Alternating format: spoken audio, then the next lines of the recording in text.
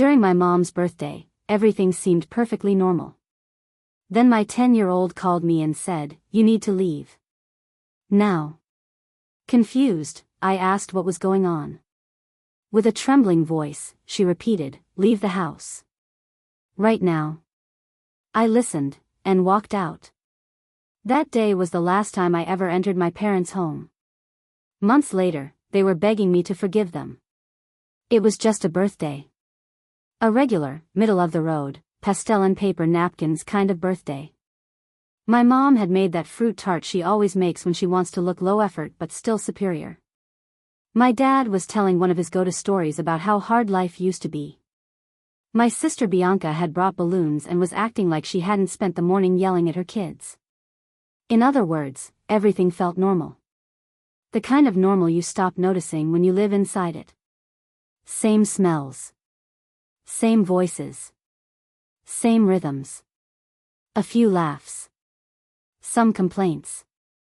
My daughter Freya had disappeared off somewhere to play or read. There were cupcakes, cheap wine, background music, no drama, no shouting, no tension I could feel in the air. I wasn't even thinking. I was just existing in it. Floating through it. Keeping my head down and my mouth shut like I'd trained myself to do. Keep things light. Don't bring up the hard stuff. Smile like you're not tired.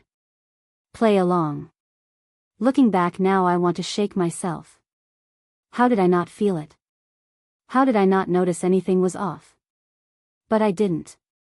If anything, I thought maybe things were starting to get better. That maybe we'd all settled into some kind of peace. I even caught myself smiling once or twice. And then my phone rang. I pulled it out of my pocket and blinked at the screen. My daughter. Calling. That was strange. She usually just came and found me if she needed something. I looked around. Didn't see her. Maybe she was upstairs or in the backyard. I answered.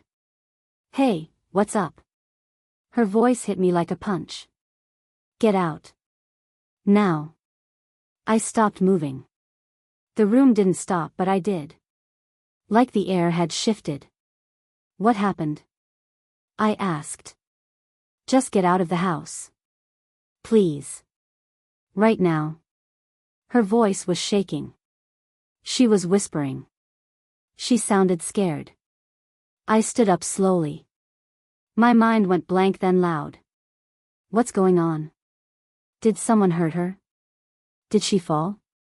Was someone in the house? I didn't ask anything else. Just walked out the front door. Not a word to anyone. Not a glance at the snack table or my mom's bright smile. Not a check for my shoes. I just moved like my body had taken over. Like I was outside of it watching myself walk.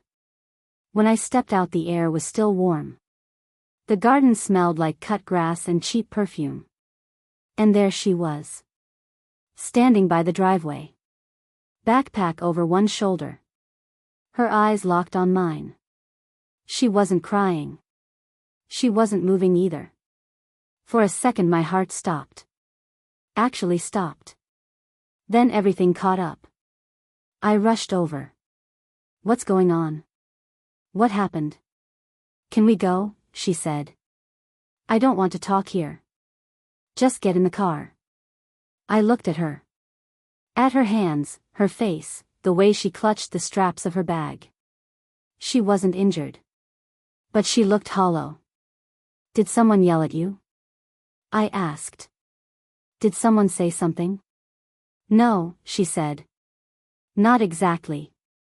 Just, please, let's go. I nodded. My voice didn't work. I just turned, unlocked the car and got in. We drove away in silence. Not fast. Not dramatic. Just egg on. No one saw us leave. Or if they did, no one stopped us. She stared out the window. I kept my hands tight on the wheel. My brain was trying to fill in blanks I didn't have. Did she hear something? Did someone hurt her? Did someone threaten her? Was it one of the other kids? Was it my mom? My dad? Everything was possible. Every idea was worse than the one before. I wanted to ask more. I didn't. We pulled into a parking lot by an old garden center a few blocks away. It was closed. Quiet. I turned off the engine. Just sat there. Okay, I said finally, gently. We're alone. You can tell me now. What happened? She didn't answer. I looked at her. Her hands were in her lap. She was still staring straight ahead. After a moment she said, I don't want to go back. Not to Grandma. Not to Grandpa. Not to that house. Not ever again.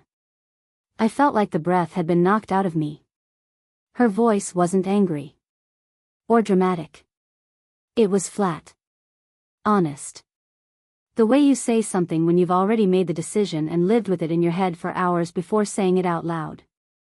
I don't understand, I said softly. I thought everything was fine. What happened? She just shook her head. Please don't make me go back. I sat there staring at the steering wheel. Trying to make my brain catch up. Trying to connect the dots when I hadn't even seen the board. I won't, I said finally. I won't take you back there. And that was it.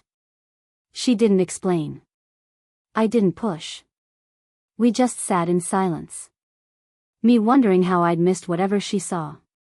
Her quietly trying to hold herself together in the passenger seat. I kept trying to play the day back in my head. Replaying everything. Every look. Every comment. Every missed moment. And I had nothing. That's what scared me the most. I didn't see it coming. I lived in that house. I knew these people. Thought I knew. And she had seen something that made her want to run. And I'd never forget the way she sounded on the phone. Like her life depended on getting out. Like mine did too. Before any of that though, there was a whole life that led us here. I was the oldest of two girls. You'd think that came with authority. Leadership. Maybe even a little favoritism. Not in my family. In my family, being the eldest meant you were the guinea pig. But let's see what happens if we do this, child. When I turned 15 and got a job at the local bakery, my parents clapped like I'd just been knighted. Not because they were proud, because now I could help with the bills. We all contribute in this house. My mom said, waving off my protests when I wanted to buy myself a pair of jeans. By 16, I was handing over half my paycheck and doing weekend shifts no one asked me to take. I told myself it was noble. Family-oriented. Maybe even mature. Then my sister hit the same age. No job. No pressure. No mention of contributing. She got to sleep in and go to the mall with her friends while I was elbow deep in dish soap and overtime. I asked my mom once, gently, why that was. She's just not built the same way as you, she said, as if I was a factory model and my sister was a porcelain doll. So I swallowed it. I didn't want to be petty. I didn't want to make trouble. Besides, I was doing okay. I had plans. I had a future. Or so I thought. I married young. Too young, probably. But I thought I was happy. My husband Vincent was charming, in that low-energy, passive sort of way that makes you think he's easygoing. He wasn't. I worked. A lot. I had a good job. Better than good. Long hours, good salary, solid reputation. Vincent worked part-time. Said he wanted to spend more time with Freya. Said I was better at the career stuff anyway. And at the time that worked for me. I didn't question it. I didn't realize how fast imbalance can start to feel like normal. Then things shifted. Gradually at first. He got short-tempered. Withdrawn. Snapped more often. His presence started to feel like walking on cracked glass. Nothing broken yet, but you felt it in your steps. And it bled over. Not just with me. With our daughter too. Not hitting. Not bruises. But shouting. Slamming. Long silences. Threats muttered just low enough to deny. The final straw was the bottle. He threw it across the room. Didn't hit anyone. Didn't mean to, he said. But our daughter was in the hallway when it shattered. She flinched so hard she dropped the mug in her hands. And something in me cracked. I didn't wait to see what came next. I packed a bag. Took my daughter. Walked out. I went back to the one place I never thought I'd need again. Home. Except it wasn't really home anymore. My parents took us in technically. But it was clear from the beginning that it came at a cost. By moving back I gave up my job. There was no way I could keep up that schedule as a single mom. Not with court hearings, trauma therapy, school pickups. And a kid who had started flinching at sudden noises. And in my line of work part-time options are like unicorns. I settled for something flexible and humiliatingly underpaid. Enough to survive, not enough to live. And definitely not enough to support anyone else. Which was a problem. Because for years I'd been the golden goose. When I was still earning I'd sent my parents money every month. Covered big bills. Took care of small ones without the masking. I even paid for their all-inclusive vacation to Portugal 2 summers ago. They still talk about it like it was the highlight of their lives. So when the check stopped their lifestyle took a hit. Quiet but noticeable. They weren't happy. Not openly. But in the little things. The way my mom sighed when she looked at the grocery bill. The way my dad brought up the water bill twice a week. The way they suddenly forgot to add me to the family group chat. And the house was packed. My sister and her husband lived there too. Along with their 2 toddlers who had the energy of caffeinated raccoons and zero volume control. They lived there basically rent-free. My parents doted on them. Watched them. Babysat. Bragged. So I thought, if she can stay here with her circus I can stay too, right? But it didn't feel right. From day one I noticed the shift. My daughter's drawings didn't stay on the fridge for more than a day. Her plate was cleared before she finished. Once she got scolded for talking too much when all she'd done was laugh at a cartoon. There were stares. Not from everyone. But enough. She noticed it too. Of course she did. She stopped spending time downstairs. She clung to me more. She asked if we could have our own place soon. And I told her we would. That this was just temporary. That family was supposed to help. I really believed that. Until the day she called me and told me to get out of the house. We sat in the car. Parked under a sad little tree in a quiet lot. My hands were on the wheel but I wasn't going anywhere. I finally spoke. Can you tell me what happened? She didn't hesitate. Not this time. Grandma and Grandpa and Aunt. They don't want me there, she said. They were talking. I was in the bathroom.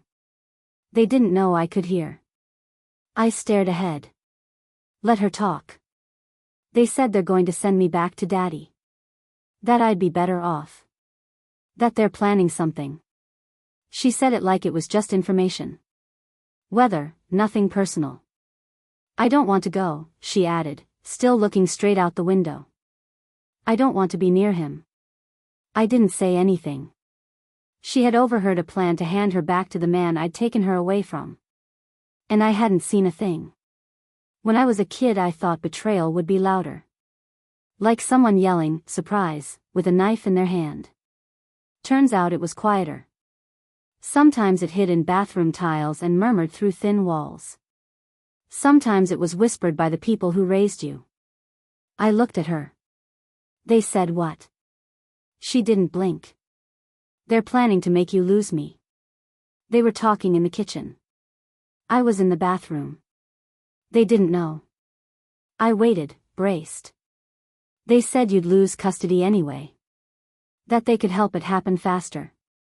That daddy would take better care of me.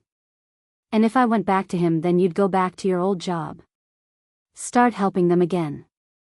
I opened my mouth but nothing came out. They said you'd be better off.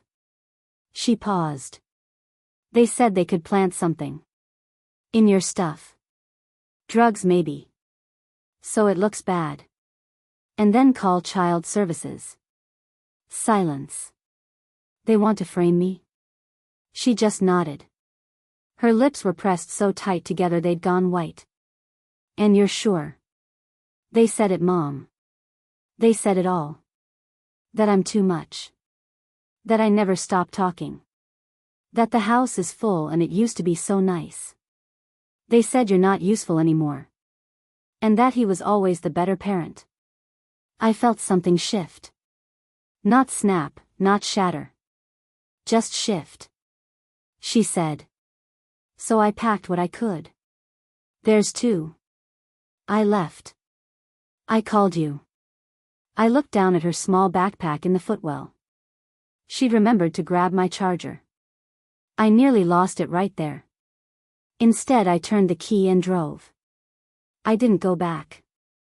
Not for clothes. Not for answers. Not even for my toothbrush. I drove straight to Chris's house. Chris and I have been friends since we were 10. Never dated. Never tried. Just one of those rare human unicorns. A platonic male best friend who shows up, keeps quiet and always has extra toothpaste. He opened the door with a coffee in hand and one sock on. I need to crash here, I said. He looked at me, then at my daughter, and stepped aside without asking questions. That's why he's still in my life. That night we slept on his couch. Freya curled up beside me, too quiet for a kid. I stared at the ceiling, counting ceiling fan rotations and trying not to scream. My phone buzzed 17 times. I didn't check it once. The next morning I tried to be normal. I brushed my hair. Found socks that almost matched. Packed my daughter's lunch and added a napkin with a bad doodle of a cat. I kissed her cheek and said, "You're brave." She nodded. No smile. Just solid bravery. We walked to school. And they were there. Of course they were. My parents. Standing by the gate like the mafia, except with tote bags and that fake polite tension people wear when they're about to say something awful. My daughter froze. "It's okay," I said. "Go in. I've got this." She ran off. I faced the enemy. "Where have you been?" my mom snapped. No good morning. No hug. No apology. "I think you already know," I said. "We've been calling all night. You disappeared with her." That was my dad. He looked more offended than concerned. "I didn't disappear," I said. "I removed my daughter from a place where people were plotting to destroy my life." My mom blinked. "Excuse me." I didn't flinch. "She heard you. In the kitchen. While you were laying out your little custody sabotage plan." "That's ridiculous," she said quickly. She must have misunderstood. Did she misunderstand the part where you were going to plant drugs on me? Her mouth opened. Closed. A flush crept up her neck. "We were talking hypotheticals," she mumbled. "You've been stressed. You quit your job. The custody fight is going nowhere.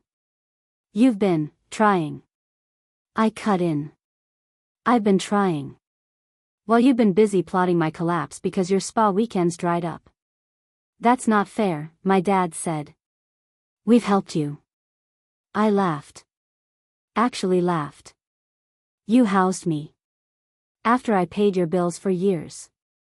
After I booked you to a weekend Crete and bought your damn espresso machine." My mom's eyes narrowed. "This is about money now. This is about loyalty," I said. "Which you sold for a better chance at holidays." "We just wanted what's best for her," my dad said. "You're fighting all the time." He was always so good with her. He threw a bottle at the wall while she was in the room, I snapped. He wasn't a father. He was a threat. And you knew that. My mom folded her arms. You're emotional. You're blowing this out of, I'm done, I said. I'm done letting you twist this. You tried to wreck my custody case. You tried to erase me as a mother so you could go back to being comfortable. There was silence. I looked between them. You want comfort? You'll have it. Starting now, you'll never hear from me again. Not a cent. Not a visit. Not another ounce of me. Don't be dramatic, my dad said. I turned. You haven't seen dramatic. And I walked away. That night Chris found me in his kitchen, arms wrapped around a mug of tea I hadn't touched. You okay? He asked gently. No, I said. But at least I know where I stand. My daughter came out in her pajamas, holding the bad cat doodle napkin in her hand. She didn't say anything. Just sat next to me and leaned her head on my arm. I didn't cry. Not because I wasn't devastated but because I was too exhausted too. I'd lost my parents. Or maybe I just finally admitted they were never really mine to lose. What I hadn't lost was sitting next to me. And I'd burned the whole damn world down before I let anyone take her again. You'd think after everything that had already happened, would have learned to relax when things got quiet. But I didn't. Silence, I found, is just betrayal taking a breath. It had been weeks since we'd heard from my parents. No messages. No threats. No weird cousin reaching out to check on us. Just stillness. Nathan called it peace. I called it suspicious. Freya was doing better slowly. Sleeping again. Eating again. She'd started drawing these odd little comic strips of wolves fighting snakes. And I didn't ask questions because they all ended with the wolf winning and curling up in a den with her cub. That was good enough for me. I was still staying at Nathan's. I say still. Like I had some lease lined up and just hadn't signed it yet. I didn't. I had nothing lined up. And Nathan, bless him, hadn't once hinted that we were overstaying. He made Freya pancakes and me coffee and said things like, you can stay as long as you need. And I started to believe he meant it. Then came the job offer. It was flexible, it paid well and I wouldn't have to sell my soul or give up seeing my kid just to afford cheese again. I didn't cry when I got it, but I did lock myself in the bathroom and laugh until I coughed. That job was my first piece of the old life. The good part. Clawing its way back. So, of course, that's when I saw the photos. I wasn't even snooping. I opened Instagram to check if Freya's school posted any updates about the art show and there they were. My parents. On a beach. To Vincent. Vincent. Sunburned and smiling like someone who knew the judge personally. Bianca was there too, looking smug as a wet cat, holding a coconut drink like it was court-admissible evidence. The caption said, "Family first." So proud of the kind of dad he is to our granddaughter. I didn't drop the phone. I just stared at it, then turned the screen to Nathan and said, well, that explains why they've been quiet. They're tanning their betrayal. He didn't say anything for a while. Then he handed me a cookie. That's why I love him. 2 days later, Child Protection Services showed up. They knocked at 9 a.m. on a Thursday. I opened the door half-dressed, Freya was brushing her teeth, and Nathan was somewhere in the back trying to fix the leaky faucet with the world's smallest wrench. We received a report. The woman said, clipboard in hand, her colleague standing slightly behind her, scanning the hallway like we might be hiding meth in a potted plant. I didn't have to ask who reported me. But I did anyway. It was your parents, she said. Of course it was. They said I'd run off with Freya. That I was unstable. That I didn't have a permanent home. That I was involving strange men in my daughter's care. Which I guess was Nathan. Who was currently in the kitchen pouring juice into a cup shaped like a unicorn horn. They checked the bedrooms, asked Freya a few questions, inspected the fridge. Found nothing. Said we'd hear back only if further action was needed. I thanked them with the emotional warmth of a sandwich bag. Then I went into the bathroom and vomited. The next day I sat across from my lawyer while he poked at a salad and said things like, "This is serious, Daria." "No kidding," I muttered. He explained that if my parents testified for Vincent in the custody case, which was now days away, it would hurt. A lot. "They're close family," he said. "They know you well. If they paint a picture of instability, it'll hold weight." I looked at my lawyer, who once wore a tie with flamingos on it to mediation, and asked, "Do you think I'm going to lose her?" He sighed and said, "Not if she speaks." That night Freya asked me if she would have to talk in court. I said yes if she wanted to stay with me. She didn't even blink. She just said, "Good," and went back to sketching her wolf comic. This one had snakes wearing grandma wigs. The courtroom smelled like air freshener and lies. Vincent showed up in a suit so stiff it looked like it was wearing him. My parents came in after him, sat behind his chair like they belonged to him now. Bianca didn't even look my way. Freya sat beside me, swinging her legs nervously. Nathan gave me a half smile and sat in the back, a steady shadow. The first day was brutal. My parents took the stand and said I was moody and not emotionally stable. My mother said I'd always been too sensitive. My father nodded like he was being interviewed for a documentary called How to Destroy Your Daughter in Court. Bianca echoed them. Vincent was a wonderful father, she said. He stayed home. He cared for Freya. He was always patient.